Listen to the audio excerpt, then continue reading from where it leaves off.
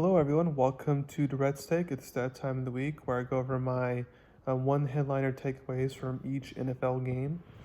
So let's get started with the Thursday Night Football game last week between the Bengals and the Ravens. The headline is Bengals will be in hibernation this winter. For the past few years, the Bengals are making deep postseason runs, but with the loss back on Thursday, and now Joe Burrow officially being out for the year, the Bengals will not be playing until late January or early February. Steelers versus Browns. Pickett can't outduel DTR? If things weren't bad enough for Kenny Pickett, the calls for him to be benched intensify even more after losing to a fourth-round rookie quarterback making his second career start in Dorian Thompson-Robinson. Now, Mike Tomlin remains faithful to Pickett, unlike the Jets have. So I don't think Pickett's going to get benched, but this game was a missed opportunity for them to get a win and not have so much of a cushion now. The fact that they fired, finally, OC Matt Canada will be even more interesting now because if Pickett still struggles with Canada being fired, then that's how you truly know you got to move on. Cardinals versus Texans. Stroud passes another test. So this was a good test for CJ Stroud. He had been playing very well. However, in this game, he throws 3 picks. But yet, like the great quarterbacks do, he was still able to overcome that to win this game. Good sign if you're a Texas fan. Titans versus Jags. The Prince defended his throne this time. Lawrence did nothing whatsoever to defend his throne last week when the 49ers came to town, but this week against a bad Titans team, they took care of business. Raiders versus Dolphins. Moral victory for the Raiders.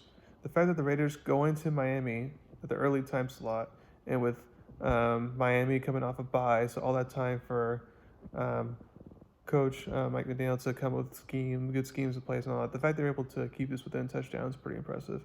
And it shows that the interim coach might need to be a permanent one. Cowboys versus Panthers.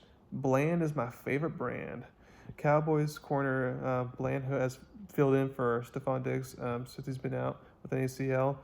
He's been playing at all-pro level and having 4 pick sixes on the year, which one of them came in this game.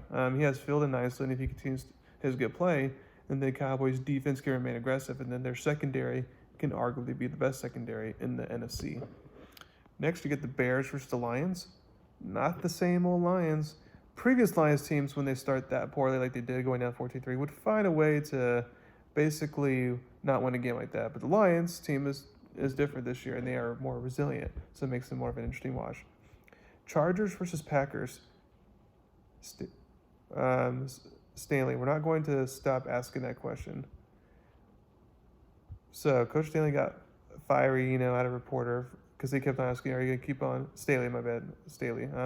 Brandon Staley got fiery reporter because he kept on asking, are you going to keep on calling defense plays? And he's like, oh, yeah, I am. He's like, stop asking me that. It's like, well, the question that I'm going to keep on asking to myself is this week you're going to get fired? Because losing to the Packers is not only bad, but now you're in a big hole for a wild card spot, and you lose now Joey Bosa for the year. So good luck with that. Giants versus Commanders. Welcome to the DeVito show.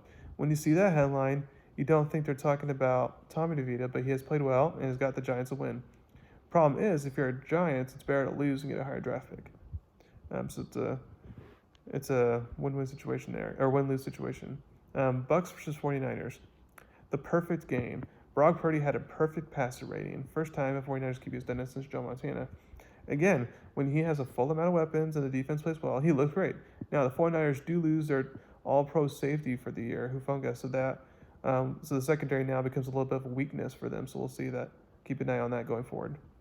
Jets versus Bills. Maybe it was the OC. With Joe Brady calling the plays now after Ken Dorsey got fired, the Bills had no turnovers and the offense was explosive against a really good Jets defense. Now, I'm not going to say that they're 100% fixed their problems. Defense sustained more injuries to deal with, and the Bills have to face 3 playoff teams over the next 3 weeks. So let's see how they do against that before I say, okay, yeah, they figured out their issues. Seahawks versus Rams. Seahawks blew multiple things.